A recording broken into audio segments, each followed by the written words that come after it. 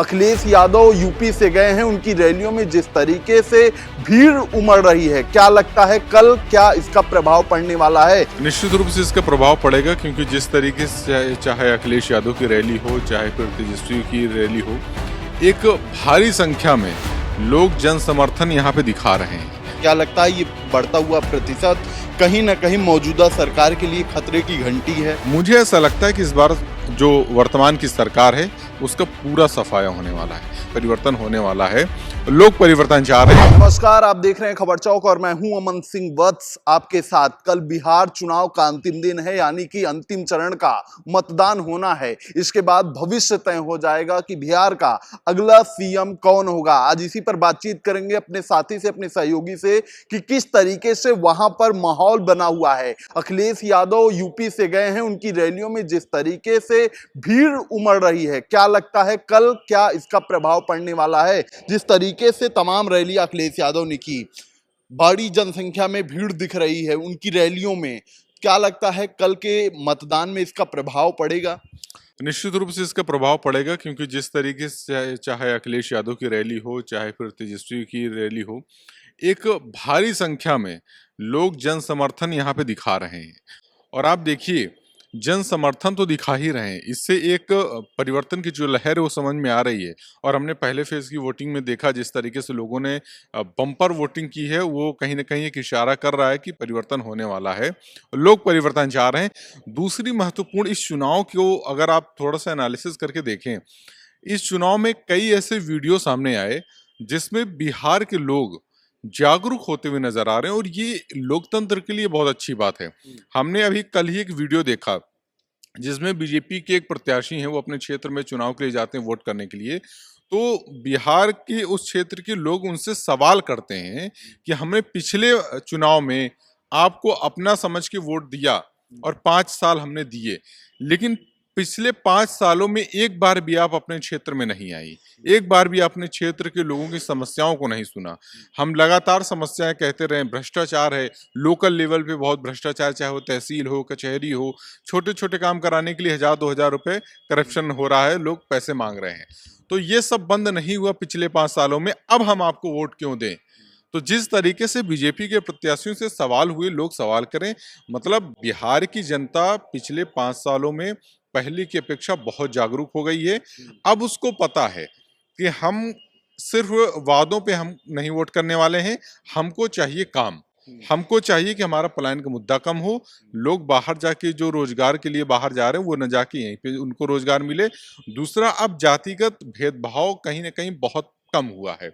जबकि आप देखिए, प्रधानमंत्री मोदी की जो रैली होती है उसमें पूरे चुनाव प्रचार में करीब उन्होंने 200 बार जंगल राज शब्द का प्रयोग किया, और ये तब प्रयोग किया जब पिछले 20 सालों से नीतीश कुमार की सरकार है, गठबंधन में भी वो इस बार सरकार में है।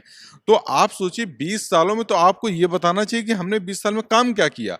आप वो पुराना डर दिखा रहे हैं। 20-25 साल का दौर बहुत बड़ा होता है। उत्तर प्रदेश में भी ऐसा रहा है, मुलायम सरकार रही है तो उसमें बहुत सारे आरोप लगते रहे, लेकिन अखिलेश सरकार जब आई तो एक सरकार का एकदम काम करने का तरीका बदल गया, बहुत अच्छे अच्छे काम हुए। तो कहने का मतलब ये कि पहले की राजनीति में अब की राजनीति में बहुत अंतर है। तो जिस तरीके से बिहार में परिवर्तन की लहर दिख रही, मुझे लगता है कि इस बार परिवर्तन होना निश्चित जिस है। तरीके से वोटों का प्रतिशत वहां पर बढ़ता हुआ दिखाई दे रहा है, पिछली बार हमने इसकी चर्चा भी की, क्या लगता है ये बढ़ता हुआ प्रतिशत कहीं ना कहीं मौजूदा सरकार के लिए खतरे की घंटी है? खतरे की घंटी तो है मौजूदा सरकार के लिए, और मुझे तो ऐसा लग रहा है कि खतरे की घंटी कहना है कि आप सरकार बनाने से थोड़ा बहुत दूर हैं, आपको कमी बेसी लग रही है। मुझे ऐसा लगता है कि इस बार जो वर्तमान की सरकार है उसका पूरा सफाया होने वाला है।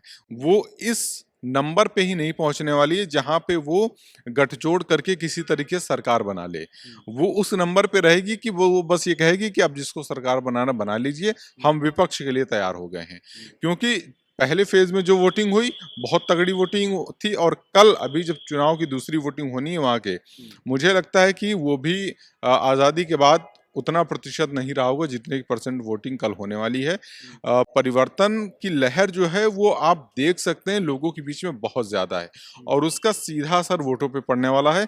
इस बार के चुनाव में एक और बड़ी चीज हुई कि 240 सीटों पे जिस तरीके से जनसुराज पार्टी ने अपने प्रत्याशी उतारे हैं, वो कहीं ना कहीं एनडीए के लिए और भी बड़ा खतरा है, क्योंकि जो लोग एनडीए से, एनडीए का मतलब ये कि या तो बीजेपी के प्रत्याशियों से नाखुश हैं या जो नीतीश कुमार की पार्टी के प्रत्याशी नाखुश हैं, वो लोग, उन लोगों का वोट जो है कहीं ना कहीं कट के जनसुराज में या तो जाएगा या फिर वो तेजस्वी को वोट करने वाले हैं। तो मुझे ऐसा लगता है कि जनसुराज उन लोगों के लिए एक विकल्प बनी जो बीजेपी से नाराज हैं, और उसका कुछ प्रतिशत जो है वो तेजस्वी की पार्टी को भी जाएगा।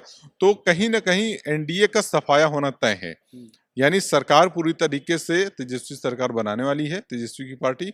और ऐसे में अगर कोई कमी बेसी रह जाती है तो गठबंधन के दल तो है ही।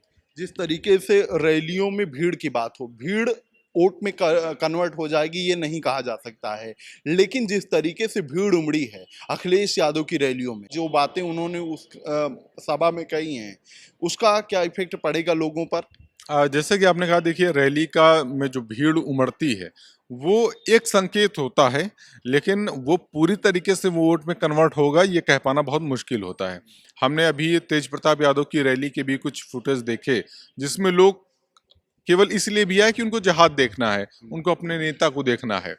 तो रैलियों में संख्या जिस तरीके से बढ़ रही है वो लगभग सभी पार्टियों की कमोबेश थोड़ी बहुत ज्यादा है, लेकिन आप देखिए कि रैलियों में संख्या होना एक बात है, लेकिन जो तेजस्वी की पार्टी की रैलियों की अगर आप देखें तो उसमें कोई ऐसा व्यक्ति नजर नहीं आता है जो सिर्फ अपने नेता को देखने के लिए आया हो या जहाज देखने के लिए आया हो, एरोप्लेन देखने के लिए आया हो।